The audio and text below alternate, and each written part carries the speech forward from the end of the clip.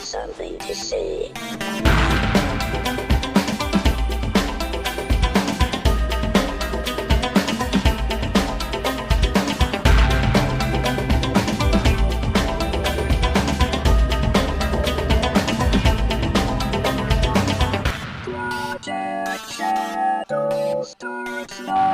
Hello everyone, and welcome to this episode of Project Shadow. My name's Charlie. You might know me better as sci-fi fantasy writer C.E. Dorset, and I'm happy that we're talking about something today that's not quite as serious, because it's just something that makes me angry. I want to do positive shows. I want to do positive shows. I want to do positive shows. And I will. We'll get back to that. But first, a once comedian who used to have a television show called Politically Incorrect, who now has, I don't even know what to call it. It's a show on HBO that I have never met anyone who watches it. I mean, I used to watch it when it first started because, I liked Politically Incorrect and I thought it was crap that he got fired from that and that show got canceled. And then I realized that the new format just brought out the worst in him, and I don't know. And I'm not saying his name on purpose because I have a feeling that he may or may not believe any of the things that he said on a recent show. And that he said them so that we would be giving him publicity and his HBO show. Because, well, HBO is a little panicky right now because they don't have a lot that's not Game of Thrones that's drawing attention. At least that's the scuttlebutt that I'm hearing, that subscriber numbers are getting tricksy. The fact that when I open my app, there's a actual collection right there on the homepage that says reasons to stay. Yeah, that leads me to believe that they're having problems getting people to stay with the app.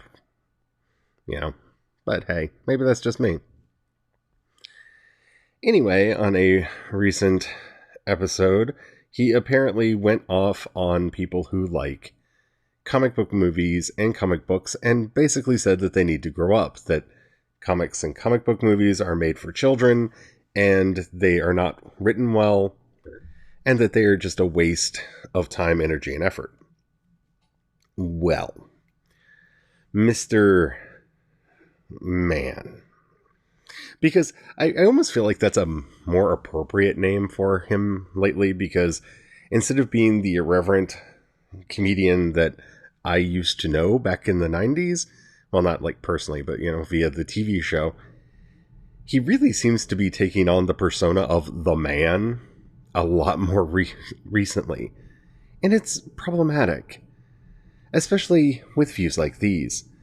First of all, let's take the writing.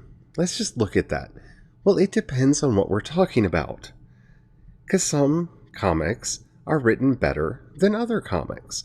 Some comic book movies are written better than other comic book movies.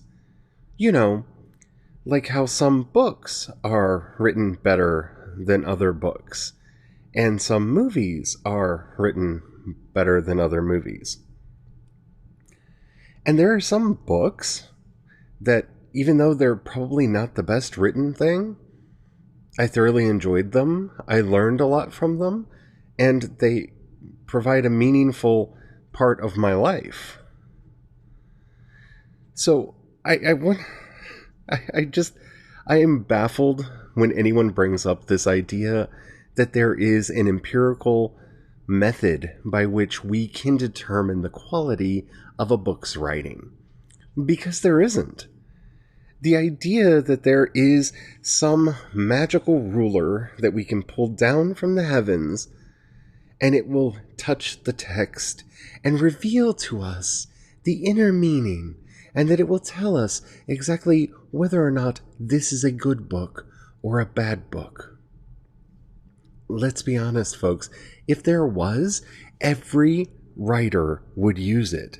Because with few exceptions who just want to get paid and are doing it for the paycheck, most writers want to write good books. Most writers want to write stories that last. then deadlines come in, and sometimes you cut corners because you have to get the story out. I'm self-published, so I don't have to worry about that, even though I do have a self-imposed deadline coming up on me, and I'm a little bit worried about it. But it doesn't matter because it's self-imposed, so if I don't make it, I don't make it. I have promised nothing to no one. Just that the book will be out soon, and it will. But I keep thinking of things to go back and check, and I'm almost done with the edits, and we'll see. Hopefully I'll still make it. But, that just goes to what I'm saying. As a writer, there isn't like a magic piece of software I can funnel my books into that will return a score to me that says, this is how good your writing is. Because there isn't a metric like that. A lot of it is personal taste. Yeah, there's grammar and spelling and all of those things that go into a story. There's pacing and tension and, there are elements we talk about in the writing community that you should have in a story. But honestly, what it really boils down to is personal taste of the reader. If you enjoy the story, then you enjoyed the story. If you liked the story, you liked the story. And when you boil down a lot of arguments about good writing, it really, it becomes extremely problematic. Because sometimes we're just talking about, quibbling over whether they used grammar in a way that you approve of or not. Take James Joyce's Ulysses. The book is nearly impossible to read and comprehend thoroughly because it flips genre and format and really kind of throws the rules of logic out the window and most of the rules of grammar. It's a brilliant book that tells a brilliant tale in a brilliant way, say a lot of people, and it's an incomprehensible mess, say others. Who's right? Well, let's throw Ulysses into the magical software that tells us whether the writing is good. Oh wait, that doesn't exist. And it doesn't exist for books like Ulysses, which are considered great literature, and it doesn't exist for comic books. Sometimes you want a highbrow story. Sometimes you want a story with deep meaning. Read The Watchmen. Read V for Vendetta. Tell me there's not good writing there. We can quibble over the Killing Joke. I like it, but I see why people don't. The same with The Dark Knight Returns. I like it, but I see why people wouldn't. Is the writing good? Is the writing bad? Is the writing just not to your taste? Because that's what a critic score really tells you. That's what your reaction to any story actually tells you. Yes, we can talk about, it was boring. Well, you know what? I used to use that as a core metric. Yes, but we can agree on what's boring and what's not. But that's not true. See, different things fascinate different people, and so there are, for example, Ghost in the Shell. I had a roommate, once upon a time, who thought Ghost in the Shell was the greatest thing ever, and thought that I should be exposed to it. I couldn't stay awake. I don't know what about it I didn't like. I really couldn't tell you. I found it boring. I fell asleep. Repeatedly.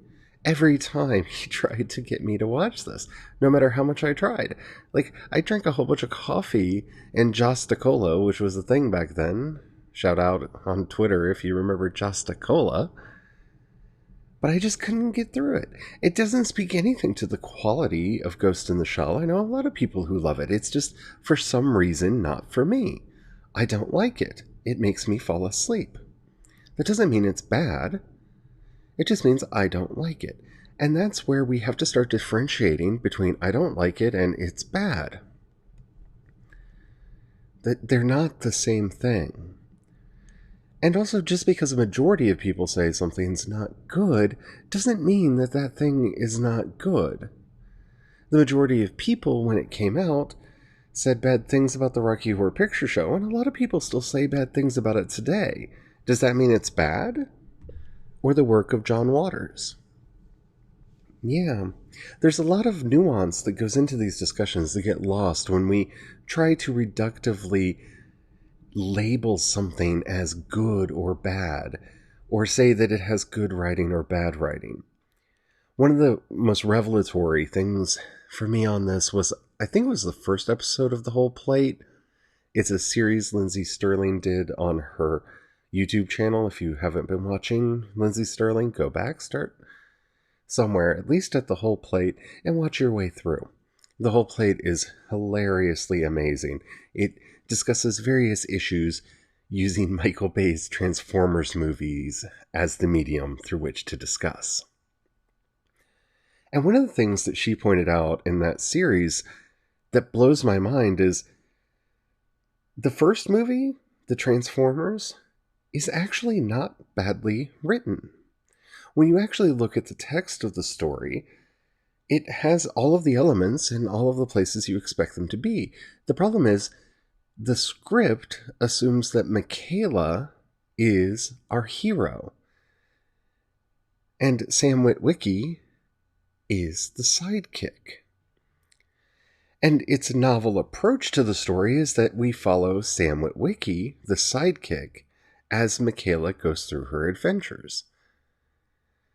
The problem is Michael Bay thought that Michaela was a sex object, and, well, the guy has to be the main character. And so he filmed the script in such a way that makes us think far less of Michaela than we should. So we can talk about whether the movie has quality to it, but when we discuss the writing, the plot arcs are there, the story is there, we can discuss how well it's executed. But we would also have to talk about the tension between what the writers wrote and what was actually filmed. Yeah, that really does make a difference now, doesn't it?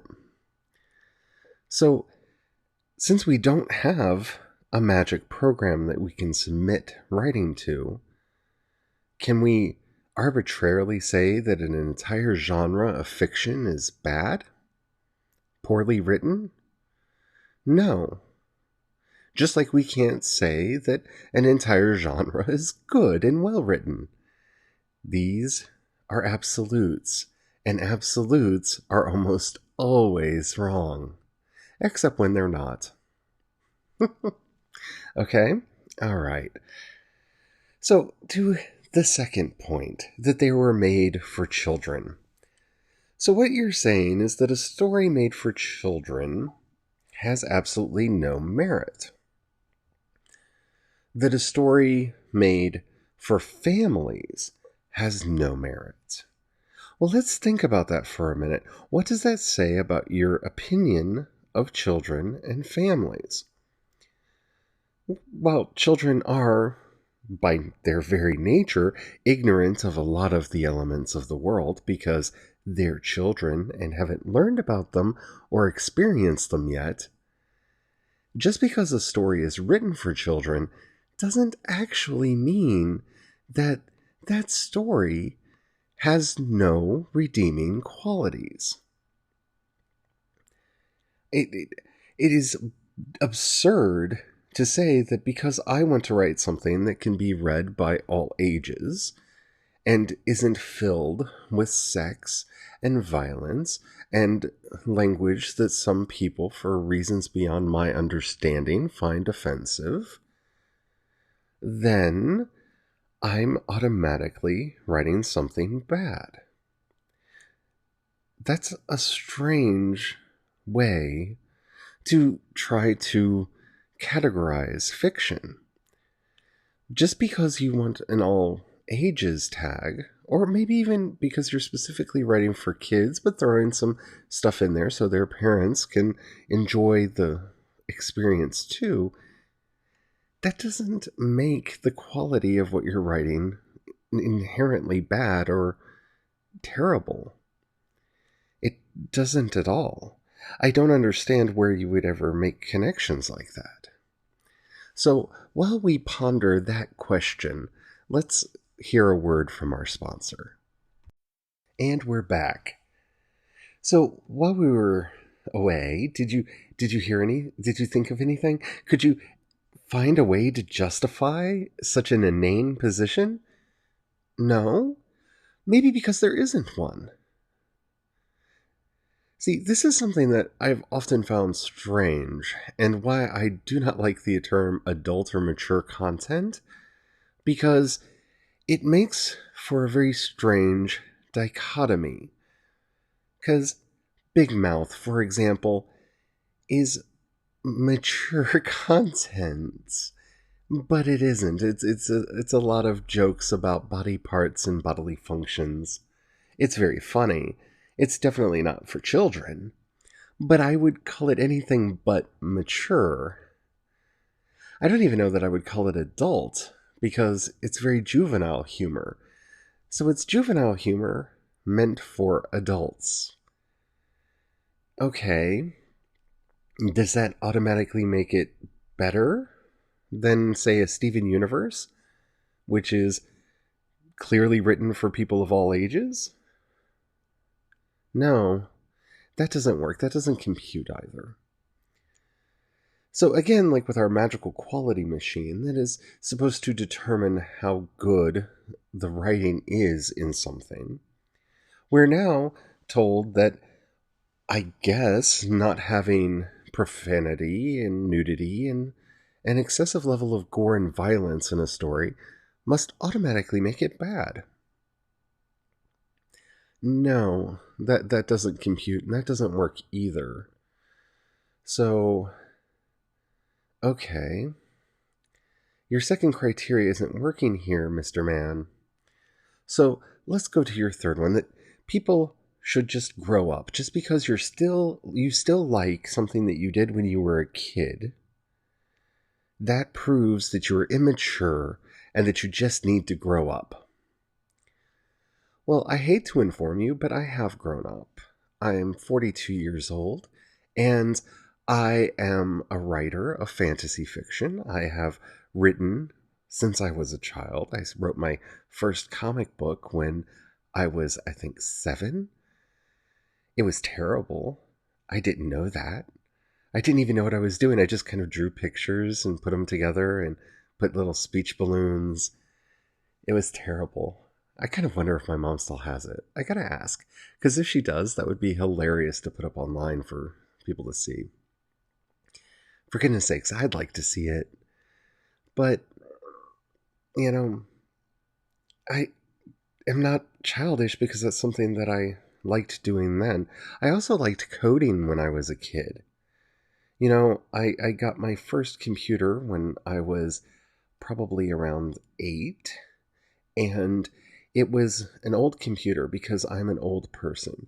And so it came with a magnetic tape drive and a book on how to program it because it didn't have its own programs. And so I learned how to write code so that I could actually do things on my computer. So, because I liked writing computer code when I was a child, I would be immature to still like writing computer code now. Well, that really doesn't make any sense now, does it? You see, this is a universal statement that sounds like it might have some relevance to some aspect of our lives or the quality of the things that were in it. But when you give it even the slightest bit of investigation, it doesn't make sense.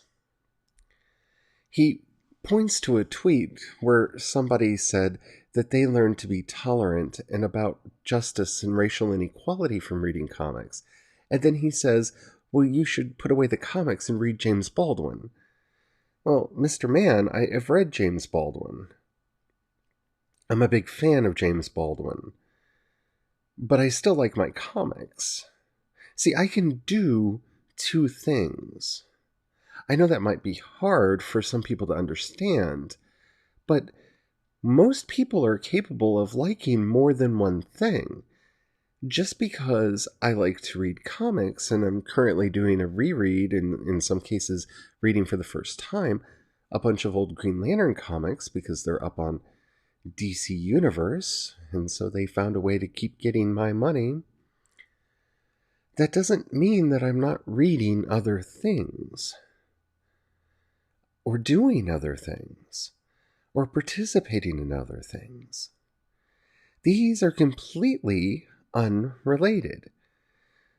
By that same logic, just because I listened to music when I was a kid, I shouldn't listen to music now, so all music has to go away. Or maybe just the genres that I listened to when I was a kid. And I should listen to nothing but classical music. Oops, that's problematic. I listened to classical music when I was a kid, and I liked it, so I can't even listen to classical music. So no classical music, no country music, no rap, no hip-hop, no rock, no metal. Folk music has to go because I listened to folk music when I was a kid. I liked a lot of music. I still do. No, I'm not going to stop liking those things because I'm not what you want to consider mature. I run several businesses, or at least am part of the organization that runs them. I like stories.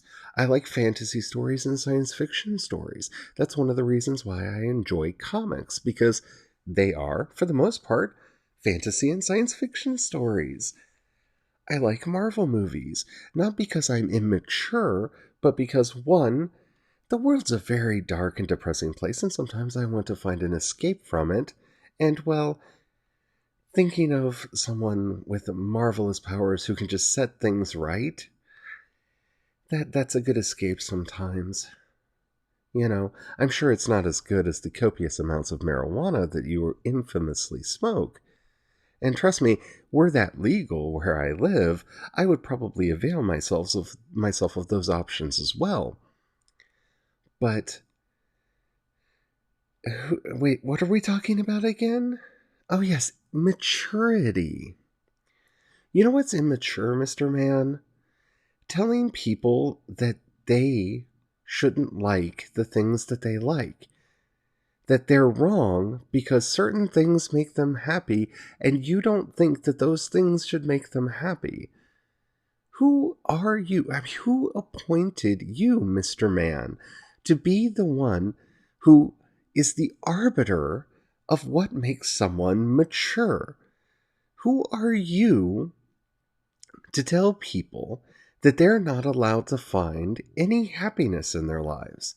Because the place or the way that they find that happiness to you seems immature. And that's the problem with all of this thinking, with everything that we're talking about here. I go to conventions. I love going to conventions. You know what we talk about mostly at these conventions? Gender issues, race issues, what's going on in the economy, and what's going on in our lives. Often via the analogy of the things that we love that brought us to the convention in the first place, but for the most part, what we're talking about is the core things that you think we should be talking about. But of course, you would say you shouldn't go to those conventions because they're childish, right? I mean, we're dressing up in costumes, for goodness sakes, in public as adults. Yeah, we are. And sometimes we're talking about children's shows like Steven Universe, and while doing so, discussing issues of spousal abuse and unhealthy relationships. Yeah, that happens. And they're amazing, deep, thoughtful discussions. But maybe you don't think we should have those discussions, or that maybe we shouldn't see those elements in the stories that we're interested in, because after all, those stories are for children. Yeah, maybe they are, but when you look at the relationship between Greg and pearl and pink diamond, rose quartz. There are some unhealthy things in those relationships, and you can see the cost. And it's in the music, it's in the stories. It's not something that we have to read into the text. It's part of the text. And so when we discuss this children's show with superheroes and whatnot, magical gem monsters that are made completely of light, and we discuss gender issues and race issues, are we still being childish, Mr. Man? See, one of the reasons why I wanted to discuss this today is because this has been a recurring theme in my life. I remember when I think it was my third, it was when one of my books came out, and, it's hard to make a living as a writer. But my sister actually asked me how long I was going to give it before I just gave up on my dreams and grew up and realized that I should put this all aside. Now, before anybody thinks anything bad of my sister, she eventually apologized and said that, she was under a lot of stress at the time and she took it out on me and she really shouldn't. So it's all good. But when she asked me that question, it was so offensive in the moment. And this is something that comes up, I think, in a lot of our lives.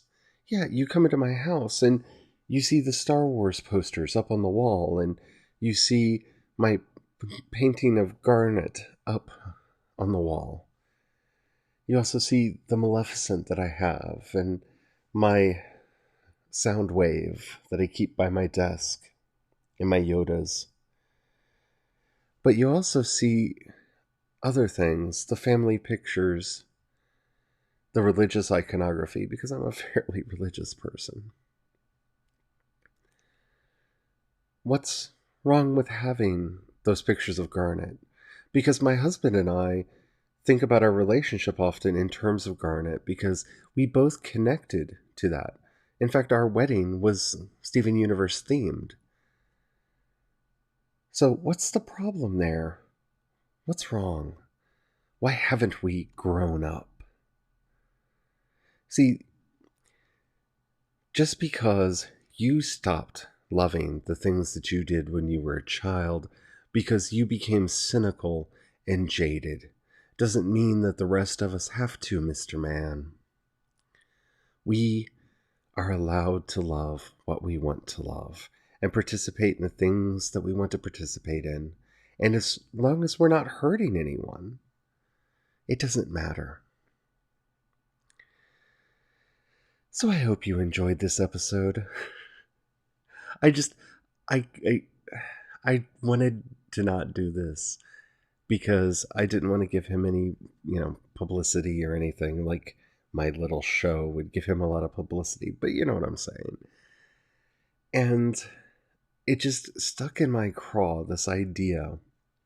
And it's been back there for a while because I remember his original article about Stan Lee when he died and that he was dead, and so the rest of us should give up on what his life work was. And it offended me so much back then, and the fact that he decided to recently double down on that, that just boggles my mind. So anyway, if you enjoyed this episode, then I guess you're as childish as I am. Yay! Anyway, if you can rate this episode or this podcast, please do so. That really helps out a lot, especially if you're listening in Apple Podcasts. But it helps out on all of the services because it tells the algorithm to share me with more people. And that really does help out a lot. If you've got $1 you can throw my way and become part of the project, then in the show notes, you'll see a link that says community support. Click that. And you can support at the $1, $5, or $10 levels. That money really does help out a lot. It helps me get new microphones, helps pay for hosting on the websites, all kinds of stuff. Hopefully going to more conventions, which is something that I would love to do because I love meeting you all in person. If you don't have the money, I completely understand that. Trust me, I know what it feels like to be broke, because that's like most of my life history, with a few shining moments when it wasn't. But if you know anybody that you think would like this podcast, please share it with them. That helps out a lot too. And I can only imagine that a lot of you have. We've been growing a lot over the last couple months. In fact, podcast listens this month are more than double what they were last month. So thank you to everybody who's listening. That you really do mean the world to me. And I would love to get to know you. The best way to do that is either to go over to Twitter. I'm CE Dorset on Twitter. You can find links to that and all of my social media over at projectshadow.com. I would love to hear from you, know what you think about any of this stuff. But especially if you have something that you would like me to talk about on the show. It could be a question, a comment, or a topic. Go to anchor.fm or load up your app store on your phone and download the Anchor app. Once you do, follow Project Shadow, and you'll see a button that says voice message. If you click that, you can leave me up to a 1-minute message. Keep it clean, because, I like to do a family-friendly show, and actually it's because I've heard from a lot of you that you listen to me at work. That's awesome. Hello, other people around them. Anywho, keep it clean. I'll use it on the show. I'd really love to do more episodes based off of your input and your questions. Until next time, no matter what anybody says to you about what you're interested in, don't forget, have the fun. Bye.